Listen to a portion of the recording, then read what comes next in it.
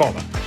Què tal, com esteu? Ens acompanya el creador i community manager del projecte Ser Trencada, la força digital del català. Amb ell, com no pot ser de cap altra manera, parlarem de l'estat del català en el món dels videojocs i de l'escassa oferta que hi ha en la nostra llengua. Francesc Parisi, què tal? Com estàs? Benvingut a la cova. Molt bé, moltes gràcies per invitar-me. Intent de parlar una estoneta amb vosaltres i a veure com es presenta la cosa. Sí, a veure, la primera pregunta és ja directe al gra. Què és el projecte Ser Trencada? Qui sou, quan comenceu, tot. Vull saber-ho tot. Vale, bueno, anirem molt al gra perquè, clar, el Ser Trencada es pot resumir d'una forma molt extensa i tampoc és qüestió que estigui aquí 3 o 4 hores parlant, però bueno, vale. A molts grans trets, som un grup sense ànim de lucre que traduïm videojocs al català de forma totalment altruista, vale? La nostra intenció principal és la d'expandir la cultura del videojoc en català i la de crear com una espècie d'ecosistema molt fort per preservar digitalment la nostra llengua amb una forma d'expressió tan sòlida com són les aventures multimèdia. Vale? I sobre qui som, doncs, això, gent normal i corrent que amb molta videojocs i amb moltes ganes de treballar per un futur on es normalitzi la llengua, ens hem unit aquí a un projecte així de maco. Abans d'entrar en com funcioneu i com us organitzeu, deies que sou altruistes. Home, un projecte com aquest no us ha vingut mai cap institució pública a dir-vos, home, doncs us donem un cop de mà? Clar, sí, però al final el tema d'intentar rebre ajudes, sobretot a nivell econòmic, o per pagar la gent professional o per disposar d'unes plataformes més sòlides o per intentar tenir una mica més d'extensió o d'un panorama molt més professional, vale? Et necessiten o et requereixen una forma jurídica molt concreta. Vale? Has de pensar que nosaltres no ens podem unir com a tal, perquè, clar, uns estan a València, els altres a l'Aragó, uns altres als Illes Balears, uns altres aquí a Catalunya, val? I intentar crear una forma jurídica amb la gent tan disgregada per tots els països catalans és molt complicat. Val? Yeah. Aleshores, creiem que la nostra missió de moment s'està fent molt bé d'una forma molt més comunitària i de moment seguirem així. Si arribat un futur doncs el català als videojocs va malament i ens hem de professionalitzar com a tal, ja ho intentarem fer o mirarem com ho fem. De moment, com que la nostra missió principal és desaparèixer, vale? Doncs no ho farem. Però de molt. L'objectiu és desaparèixer perquè vol dir que la cosa haurà anat molt bé i no fareu falta. Clar, efectivament. És tal qual això. Bé, doncs, ara que ja sabem que voleu desaparèixer, com funcioneu per poder arribar a desaparèixer? Bueno, és tal qual ho dieu, és tal com ho hem dit abans, Som una comunitat de persones voluntàries que dediquem el nostre temps lliure a traduir jocs al català. Sí que hi ha persones que ens hi dediquem més temps o fem coses molt més professionals en el sentit de fer coses més cara al públic, de recerca d'elements per traduir o buscar projectes i tal. Però, bueno, al final, com que ens agrada molt el sistema horitzontal de moure la gent, val? Perquè una bona unió entre les persones i la comunitat és vital per aconseguir grans fites, doncs al final funcionem una mica molt així. Com funciona més portes endintre? Bueno, molt a grans trets també, és el fet de buscar projectes, organitzar-los, així amb un cap de projecte o una persona que s'hi pugui dedicar més, traduir-los, corregir-los i oferir-los a la gent. Vale? És molt complex al final, però al final és tot molt... forma part de la màgia que hi ha postes endins. Ja, clar. Potser un element comparatiu, no per la tasca que feu, sinó també per aquest exercici de traduir, hi ha el cinema en català, que sempre és una batalla que està una mica en paral·lel a això, no? En el món de l'entreteniment multimèdia, quina dimensió té el català? Clar, a veure, si... anem a ficar un sector que dominem nosaltres, que és el tema dels videojocs. Vale? Des que hi ha més control sobre la informació i hi ha més dades de tot plegat, que és cap al 2015-2016, aproximadament es calcula que hi haurà uns 150 jocs en català. Vale? En català que tinguin l'idioma oficial ficat al joc. Vale? No oficials, és a dir, traduccions comunitàries com algunes que fem nosaltres per Gaudi i per fer projectes molt més grans que sabem perfectament que no podrien arribar al català, vale? Ho estirarem moltíssim i direm que n'hi ha com uns 50. I direm 50 ja són molts, vale? Això ens eleva la xifra a un total d'uns 200 I clar, han de tenir en compte que l'any, sense comptar les grans produccions que surten de Nintendo, de Xbox, de PlayStation i tal, surten 12.000 jocs independents. Vale? Clarament, ens queda una proporció que no arriba ni a l'1% mundial i sortim clarament perdent. Si ens fixem a casa nostra, sí que tenim una mica més d'avantatge en aquest sentit, ¿vale? Perquè una mica més el 50% dels videojocs que es fan aquí a Catalunya surten en català, però bueno, si mirem a nivell mundial ja veiem que la xifra és totalment ridícula. Sí, això t'anava a dir, perquè clar, i encara sort que aquí a Catalunya estem al 50%, però... Sí, sí que ha anat augmentant una mica. 200... Sí que ha anat augmentant una mica, quan es van començar a fer els estudis o quan la gent es va començar a preocupar molt més del català dels videojocs, estàvem en un 49-50 i ara potser estem en un 55, un 56. Però vaja, si s'ha trencat d'estar aquí també és perquè un 56 ens sembla poc i volem augmentar molt més aquest percentatge. No, i tant, i tant. Hi ha plataformes especialitzades on poder comprar aquests jocs en català? Un lloc on diguis, mira, soc català i vull saber quins jocs hi ha en la meva llengua. Hi ha alguna plataforma que diguis, mira, si vas aquí els pots trobar? Bueno, clar, heu de pensar que cada plataforma de joc, com és per exemple la Switch, la Xbox o la PlayStation, la botiga de videojocs i aquí s'hi poden comprar els jocs. Va? Quin és el problema? Que la gent, per norma general, no saben quins són aquests videojocs que estan en català.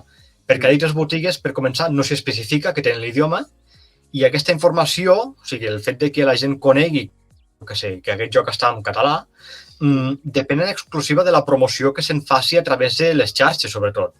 I tot i així no acaba arribant, perquè el consum de videojocs en català és bastant escàs i sempre es fa amb idiomes molt més generalistes com el castellà o l'anglès. Hi ha portals com, per exemple, l'UV de Joc, que es dediquen a recopilar els videojocs que estan en català i els llista per plataformes, o si estan a mòbils, o si estan a les stores de la Switch o les stores de la PlayStation. I després la comunitat també té llistats, com per exemple Gaming Cat també en té un altre, Nintendo Hype també en té un altre, però ja us dic, no és l'escenari ideal ni el que es cerca en la nostra activitat. I la cosa és que també lluitem perquè tu puguis entrar en una botiga oficial i puguis dir, vale, compro aquest videojoc perquè està en català, perquè la botiga m'ho està dient, no perquè m'ho està dient una plataforma externa que aquest videojoc està en català. Això que apuntaves del 50% dels videojocs produïts a Catalunya són en llengua catalana, què necessiten aquestes empreses per apostar pel català? O és senzillament aquest exercici que es fa sempre de no, mira, en anglès i en castellà ho haurà més gent? O de què va la cosa? Clar, a veure, sobretot, la part principal o que considerem nosaltres que és bastant més vital és que les empreses veguin que la gent consumeix productes en català. Perquè la majoria d'empreses no es mouen pel voluntariat ni per un sentiment de pertinença en un territori. Es mouen per diners, per una activitat purament econòmica. Llavors, si no hi ha gent que jugui en català, no ficaran aquesta opció als seus videojocs, per la qual cosa la gent no els jugarà en català i és un peix que es mossega la cua, és una roda que no es trenca a no ser que hi hagi un canvi de paradigma o de mentalitat molt, molt elevat. Cal demostrar que els països catalans tenim potència digital i que tenim unes institucions prou fortes com per, direm, elevar el nostre nivell de cultura a la xarxa. Fora d'això, de moment, és tot bastant especulatiu. Comencem per la base, fem-ho bé i a poc anirem pujant el nivell amb altres coses, amb altres formes de pensament o d'activitats econòmiques o empresarials, saps? De tots els videojocs que heu traduït, quin és el que s'ha venut més o potser el més conegut? Clar, si deixem de banda les traduccions comunitàries, perquè clar, que traduccions comunitàries en tenim de jocs bastant potents, com per exemple el Dark Souls o el The Binding of Isaac, que són jocs que qualsevol que jugui a videojocs coneix quins són i s'han venut a milions. Però clar, com que no són oficials i per tant la gent s'ha d'instal·lar pegats al joc comprat prèviament, no els contarem. Alguns dels més generalistes potser són l'Aragami 2 o l'Horror Tales Rewind, que són productes aquí a la casa, però no ho tenim 100% present, sincerament. I sincerament penso que és una cosa que no és que sigui important o que ens hagi de condicionar, al contrari. Tractem tots els projectes amb la mateixa cura i estima i al final tot suma per tal de sembrar la llavor del canvi dins la nostra societat. I ara, les dues darreres preguntes. La primera, Francesc, és, ja que sempre parlem de percentatges, sortosament en aquests darrers anys es parla molt de la manca de percentatge elevat que tenen les dones en el món dels videojocs, en el món del gaming. No sé si us passa això en el projecte de ser trencades, si teniu força dones participant o no. Mira, farem una mica així d'història, per recopilar el tema de la presència femenina al sector dels videojocs. Hi ha el Departament de Cultura i Generalitat, des de fa uns anys, que està fent un informe anual que es diu el Llibre Blanc de la Indústria Catalana del Videojoc. No sé si el tindreu present o si sabeu quin és, i si no us animo molt a que el busqueu i que mireu tot el que hi ha escrit i tal. I hi ha una part de l'estudi que analitza el tema de les dones als videojocs. Entre el 2020 i el 2021 crec que era que les dones representaven el 25% del sector. O sigui, és un augment bastant clar, perquè el 2016 crec que era un 18%, però tot i així no deixa de ser escàs i una xifra que crida l'atenció, per dir-ho ràpid, i sense entrar en debats molt amplis i igual necessaris. A ser trencada, heu de pensar que ens costa molt controlar això, perquè, sobretot a nivell xarxes, per norma general, el públic generalista no sap qui hi ha darrere d'un sobrenom i heu de pensar que sempre tot funciona a base de nicks o de sobrenoms i tal, i al final no ho podem calcular com a tal. A nivell de traductors i traductores actives, tot i que, com us dic, no ho tinc calculat exactament, apostaria bastant fort que el 25% en aquest general el superem fàcilment. Mira. El que sí que tenim clar és que no només nosaltres, sinó que tota la comunitat catalana de videojocs aposta moltíssim i a diari per una comunitat molt inclusiva a nivell gèneres i identitats, i ja us diem que no tothom hi és benvingut i benvinguda, sinó que esperem que vagi evolucionant tot plegat. Però clar, també ho ha de fer el sector més generalista, no només la gent de comunitats i la gent de projectes comunitaris. O sigui, a mesura que vagi evolucionant tot, anirem evolucionant nosaltres també. I ja la darrera pregunta és que aquí a la Cova ens agrada que sigueu vosaltres els convidats els qui us acomiadeu. Com t'agradaria tancar aquesta entrevista, Francesc? Primer, donar-vos moltes gràcies per la confiança i per l'oportunitat de passar una estona amb vosaltres, perquè al final costa molt intentar donar-se a conèixer o que la gent et tinguin en compte quan fas una activitat d'aquestes condicions. I a mode de comiat, simplement molt ràpid i molt breu, que m'agradaria fer una crida a que la gent que ens vegi o on pugui arribar aquesta petita entrevista doni molt suport a les comunitats catalanes de videojocs, perquè al final són molt la base de tot el canvi que hi ha d'haver, i sense la gent, sense les persones que estan currant darrere una pantalla, al final no podran veure que hi ha un canvi molt potent. O sigui, sobretot que la gent a la que li arribi això, que doni molt suport, que al final un like o un retweet o un m'agrada o el que sigui ajuda moltíssim i dona molt impuls i molta energia a coses que fem, perquè tenim uns objectius molt clars que els volem aconseguir i al final tothom és molt important en aquest sentit. Doncs Francesc, dono totalment suport a tot el que acabes de dir.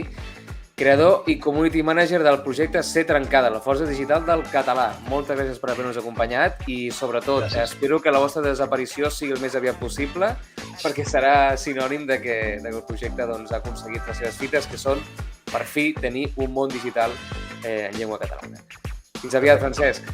Moltes gràcies a vosaltres, merci.